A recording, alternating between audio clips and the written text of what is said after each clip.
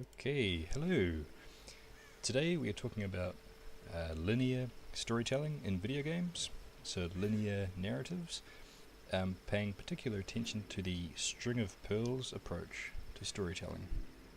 And what that is referring to is the idea that you'll have the pearl, which is like a cutscene, sometimes an interactive cutscene or like a QuickTime event, and then you'll have the string, which is a little gameplay moment where the player resumes control of the game, and then they'll have another pearl, which is another cutscene, and those cutscenes are like the big story moments, the big events that will be driving that narrative forwards.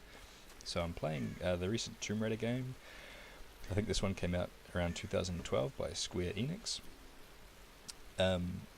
and this game was quite highly praised. It did fairly well, I think, enough to get a sequel of sorts.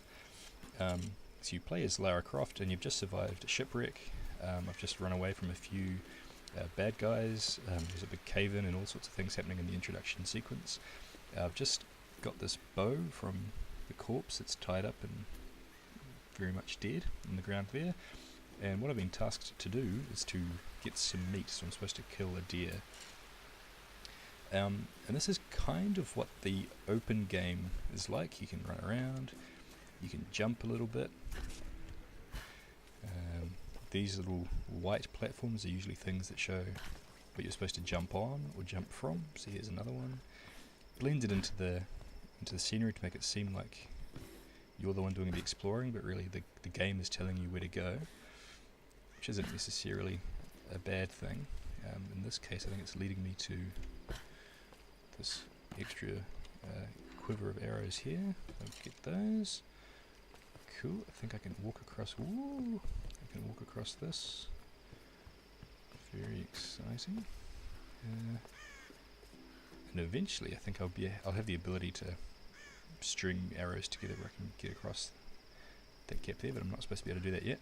So here's a deer. Female deer. No, it's not. It's a male. Jump down, and then the cutscene is initiated. So this is the pearl that I was referring to. This is one of those weird moments in the game where Lara Croft was supposed to be learning about who she is as a character, and she feels really bad that she shot this deer, and she's all mournful and sorrowful and, oh, I'm so sorry I killed you, I don't like killing things, killing is wrong kind of vibe, but she's had to do this because she's hungry, because she's clearly not dressed or prepared for the wilderness. And this is what the game was kind of praised for. It coincided with the gritty rebirth and remakes of all our favourite heroes. So Batman got Batman Begins and so forth. This was Lara Croft's gritty reboot. Of course, that little sequence becomes ridiculous later on when you have flaming arrows and you basically turn into Rambo and you just shoot everything and everyone. So the game gets a little bit ridiculous, or just the fact they shoot this deer here, which is kind of wildly inconsistent with what that cutscene was just telling me to do. So I've just become a kind of crazed hunter. But anyway, that's not the point. But this is the string of pearls approach and the linear approach to storytelling. Oh, I feel a bit bad about doing that. And the other thing that this game introduced to drive forward this linear approach to storytelling is the ability to read the lay of the land, which is basically just showing you where to go. So if you get lost, you just push the button and it tells you where you have to go so that you can initiate the next string of pearls moment. In this case, I run along here, keep on pushing the button to make sure I'm going the right way, which I think is along here.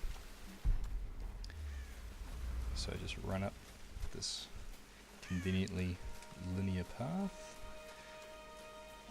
and it's kind of supposed to make me feel like I've got the freedom to explore, but it's quite limited freedom. And then I run along, and then I initiate this little thing here. I don't really want to spend any of my I don't want to do any of this. Okay, that's great. No, go away. Okay, let's do this just to move the game on. Okay. Great. Close.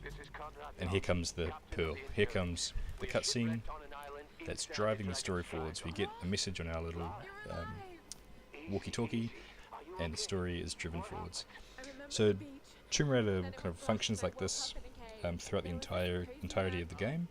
You'll run around for a bit, have a bit of exploration. You can jump certain point A to point B, and you can shoot a few things, and that will initiate a cutscene. The characters are developed, the game story is moved forwards, and then you've got another little sequence of gameplay. And the thing is, I don't want to try and make this sound like it's a bad thing. There's nothing wrong with linear storytelling, and linearity shouldn't be a bad word. It's just a particular form of storytelling, and in this case, Tomb Raider is able to have some extremely awesome, epic set pieces where you experience some crazy things, some crazy stunts, some explosions, and amazing events that you could never really have in an open world free game, just because the player probably wouldn't do what needs to be done. So linear storytelling gives the creator, the storyteller, you guys, a lot of freedom to tell a story the way that you want the story to be told, and also to create a consistent storytelling experience, so that every player who plays the game will have the same kind of experience and witness the same things, and that can be quite important depending on what kind of story you're wanting to tell.